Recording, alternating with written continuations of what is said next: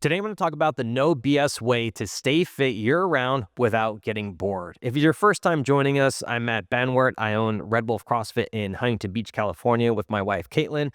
And we started this podcast with one goal in mind, and that was to make fitness education accessible, engaging, and effective for everyone. So, if you've ever wondered why some people make progress and gains year after year, and other people tend to spin their wheels and they make zero progress, the quick explanation here is that periodization just isn't for elite athletes or for CrossFit Games competitors. It's really for anyone who wants to see sustainable results. And this is what we use here at my gym. And this is something that I hope you learn a lot from in terms of kind of the macro view of program design over the course of an entire year. So we're going to be breaking down the entire year of training into three separate styles of training cycles. So these are macro, meso, and microcycles. Okay, so let's define terms and we'll get into the details of each one. So first off, a macrocycle is a big picture plan. Okay, so this is anywhere between 6 to 12 months. I use a 12-month plan, really simple. It's not as complicated as you think. It's like we just map out the entire year and then what kind of time frames, either weeks or months, that we're gonna be planning on working on certain things. Then we have mesocycles, which are medium blocks, which are anywhere between 4 to 8 weeks. They can go all the way up to 16 weeks, but we typically work in anywhere between 4 to 8 weeks. And then we have microcycles, which is the weekly or daily structure, and that is usually every 7 days, and that's when we have the actual details or the workouts themselves put in there and what you see on the daily whiteboard. So the benefits of this is, first off, the most importantly, it avoids burnout, because if you keep doing the same thing throughout the entire year, you're going to burn out. Okay. Like if you always have intensity and you always have volume, and let's say you're always, doing maxing out your squat every week, you're going to stop making progress, and you're also going to hate your life on top of that. And it's not fun. And this also balances intensity and recovery. So we go through phases where it's not just where you need like a rest day during the week, but we also go through phases where you kind of need a little bit more recovery and rest and a deload throughout either 1 week or throughout a section of the year. So most notably during the wintertime, when everyone's busy and they're stressed out during the holidays, we strategically change our workouts or our training to accommodate that for our members at Red Wolf. And this also aligns with goals, right? Because there's times where, you want to work on fat loss, or generally everybody wants to work on fat loss. A good example of this is right before summer, and people want to work on strength because they want to get stronger. And then there's also time of the season where we're doing the CrossFit Games Open or semifinals. So let's get into the main details of what a macrocycle actually is. So this is a yearly blueprint, right? So what we're looking at here is that we're just kind of blocking out what weeks what we think we're going to be doing. Now, this can change, and it does change, but that's why we don't spend a ton of time writing super hard details on this. We're just like, hey, on this section of this 90-day block or 4 to 8 week block, we're going to be working on this, like conditioning, aerobic base, strength, hypertrophy, overall capacity, power. It doesn't matter, but we're just kind of getting something down to where we're not repeating the same things over and over again, and we're not burning out the nervous system or the muscles themselves. And how we map around this is through competitive seasons, vacations, holidays, known stress periods. Some examples of this is that if you're someone who is competing, then we design training around the open, semifinals, and the off season itself, where we go back to kind of a base build during the off season.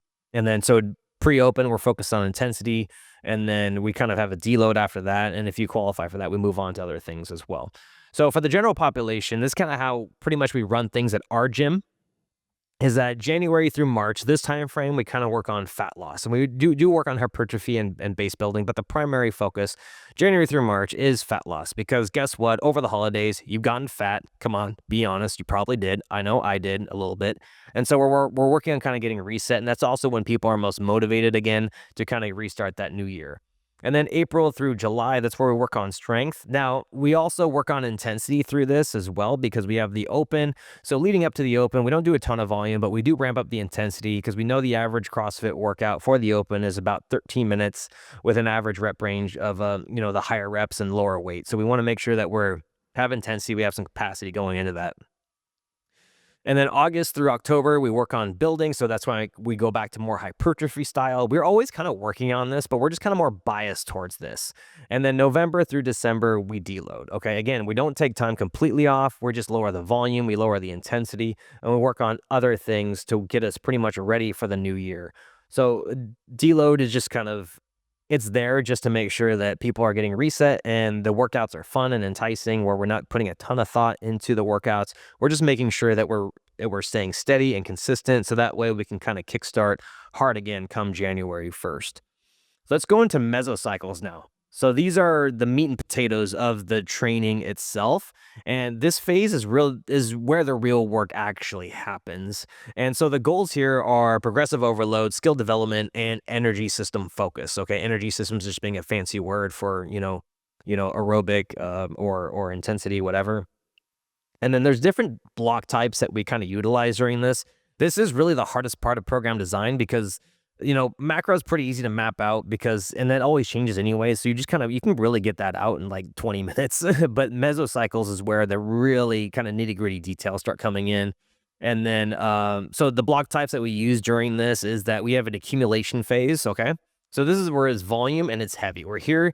Accumulation is building a base. So you think you're building a house, you're laying the foundation, you're getting ready for the next thing because we can't work on decorating the house without any walls up, right? So we're laying the foundation first. Then we move into an intensification phase. So now that we built a base with volume and we've gotten stronger, also in the accumulation phase, we want to increase our 1 rep maxes as well. So now that we have a base built, we can start moving into more intensity here. And then this is more load focused as well. So the volume does drop a little bit and then we increase the intensity. And then we have peaking or the kind of the test phase. So think of it like if we're training for the open, we have, like 4 to 8 weeks of training to where we're just kind of, accumulating volume. The intensity is not as high. We still touch on intensity, but it's not a primary action for us. And then once the volume is built, then we move into intensity. That's where the volume drops and the workouts are shorter and more intense. And then we have the peaking phase, which is where we're actually doing the test or the competition itself.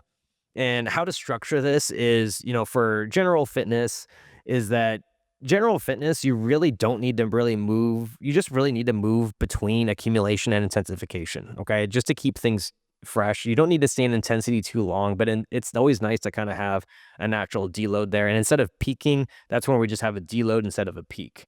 And then for competitive CrossFit, peaking is usually only like a week or two of training where we're really refining skills. We're doing a lot of CrossFit style testers. So think of like workouts that you're actually what we think we're going to predict and what we're going to see in the setting itself. That way the nervous system isn't shocked by the level of intensity or the amount of effort being put into it.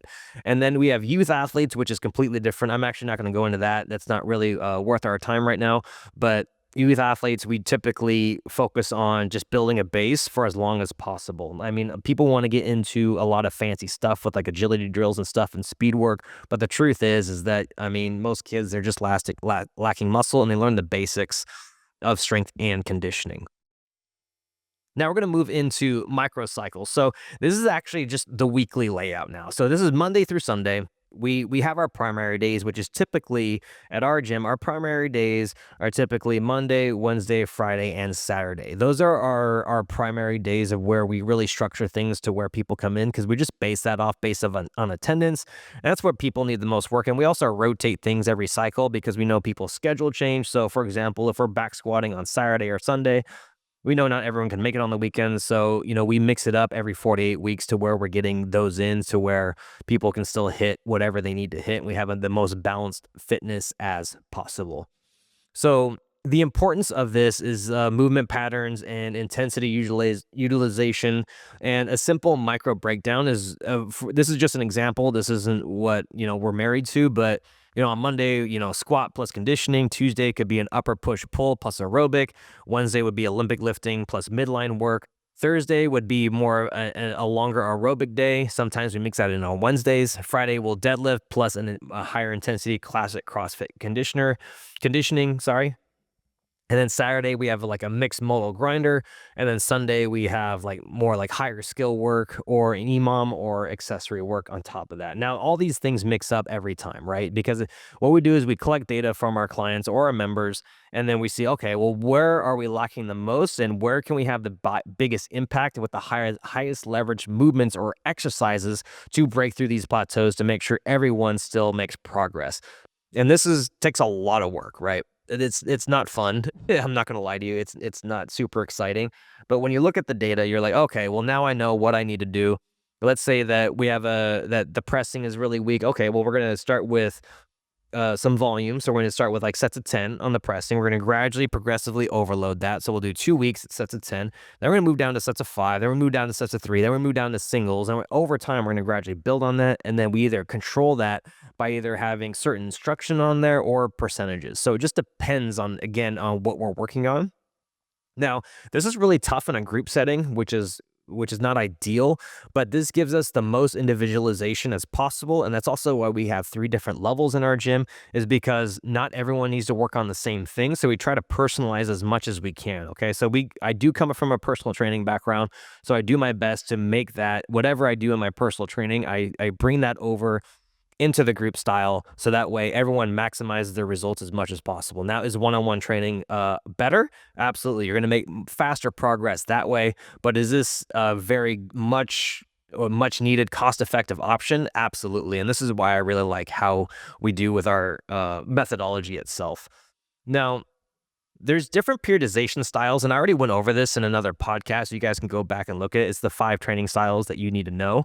That was released a few podcasts ago, so go and just scroll back, and you guys can listen to that one. But I'm not going to go into detail on these. I'm just going to list them off real quick. But we have linear versus undulating versus conjugate. We mostly use linear and undulating. We don't really use conjugate that much.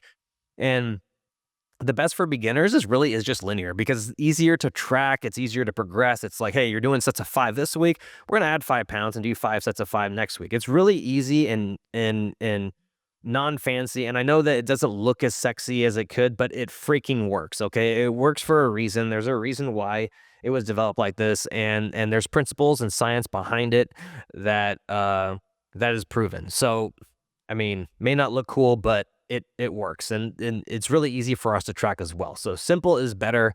And then if you're kind of in that intermediate gen population, that's when we can start kind of throwing in percentages. Competitive athletes need to be really refined because every training session that you do as a competitive athlete is going to either hurt you, well, not hurt you in a bad way, but it's either going to move you forward or it's not. So we have to make sure that every training session at least gives us some sort of progress towards that next level because every workout counts.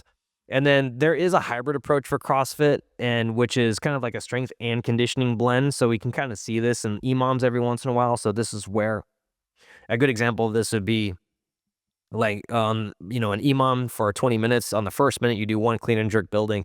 Second minute, you do 8 burpees plus 8 chest to bar pull-ups. That's a good example of kind of a hybrid approach of where we're maximizing our time in the shortest amount of time possible while getting strength and conditioning and some skill work in. So let's talk about some real world application of this. So there's a lot of mistakes that people do when they're designing these training protocols, and mistakes to avoid. First off is random programming. Good God, I cannot stand this. This is where we just kind of throw shit together and we're like, we hope it sticks. Just stop throwing things against the wall. It's just not going to work, and it smells bad. I can literally smell random programming. It is horrendous. Please stop. I don't understand why people still do this, but people still do it. It's not going to give you anything. Like it will. Well, I mean, as long as you show up, will some level of activity work? Yes, but over time, it's not the greatest thing.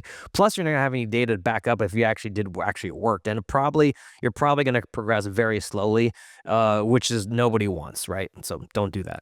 Also, no deloads. Now, this is one of the biggest mistakes I ever made when I was training, was that I was like, I'm just going to go hard all the freaking time and I'm going to get good. Well, that's not true. And I see this a lot in people, even in the classes, is that they don't take the deload seriously, that they just try and win every workout. And the truth is that when you don't deload, you're not going to be as fresh for the next training protocol, or sorry, the next training cycle, I should say. And it's just a recipe for burnout long term. It's just not going to work, because even you're going to get antsy during deloads. I always got antsy during deloads, but it's your body needs time to recover. And even if you don't feel sore, even if you feel ready for it, your nervous system needs to go through phases where there's some downtime and where you just need like a little bit of shade, right? It's not like you can't go out hot and you can't still work out hard, but you just need to stay in the shade for a second, then you can come back out into the sun. And the issue is with me personally, is that I got burned out. I got sick of CrossFit for a while, and it's just because I just went hard all the time. And your body, there's a shelf life to doing that because you can only do that for so long before the recovery is going to choose you rather than you choosing the recovery. And that leads into my next point, which is always going hard. So I already addressed that. That's in my notes. And then how to apply this. Okay. So in a group class structure, we do implement deloads, and we don't really announce this because people don't really need to know, because I find that if I announce that there's a deload, people are like, what the hell's going on here? So we don't announce it. We just implement it very carefully and in there to where people don't really even notice.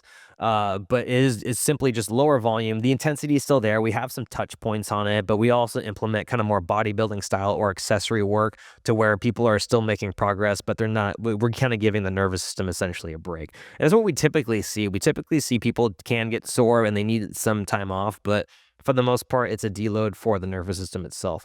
And with training one-on-one clients, this is completely different because we're constantly talking with them and seeing what we can do to improve their recovery and their training capabilities.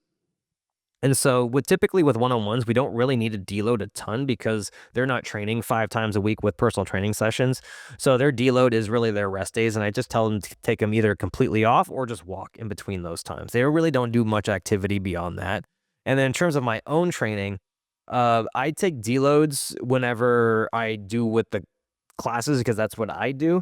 If I ever feel like I need some extra time off, I usually take a full weekend off. Like I'll take Saturday and Sunday completely off, let my nervous system recover. I did this past weekend because I was just really tired. I was just kind of burned out, both mentally and physically. So I actually took Friday off, took Saturday off, and I worked out again on Sunday. But I felt so much better because I was ready to feel that kind of suckiness, pain, CrossFit stuff again.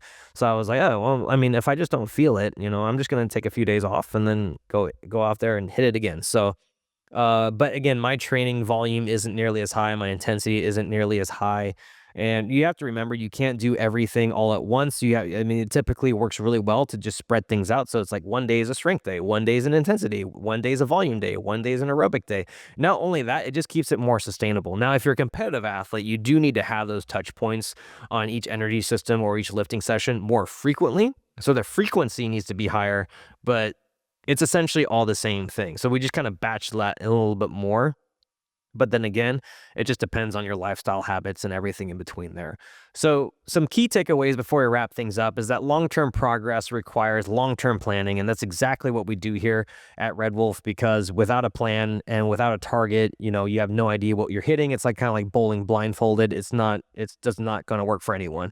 And you have to always start with the end in mind. So what are you actually training for? Now, for us, for the gen population in our classes, we're training for longevity. We're training to stay out of the nursing home for as long as possible. We're training to have life without assistance or medications for the last 10 to 15 years of our life. At least that's my goal. That's what we design our training programs for. So we try and structure that to where we're always building muscle, body recomposition, or I should say fat loss, and just overall aerobic capacity and cardiovascular health on top of that. And we don't play major in the minors. So we have to master the cycle and trust the process first. So you have to look at the macro view first when you're training with this, see and make sure that there's an even distribution of all the energy systems, of all the training in terms of strength and rotating things properly, along with pairing with the Olympic lifts and also accessory and bodybuilding style work, or structural work, as I like to call it as well. So there's all these different things that have this blend, but there is a system to the chaos. We always start wide, and then over time we just get more and more narrow, and that's the best way to approach this. Thank you so much for listening to this, and I noticed that the numbers are going up, which means that you guys are sharing this podcast. I really appreciate that, and every time I see it goes up, it makes me it makes me warm and fuzzy inside. So thank you so much for listening, and please share this with a friend. It could help them kickstart their fitness journey or keep them motivated to keep going. I really appreciate everybody listening to this, and good luck, have fun, and nailed it.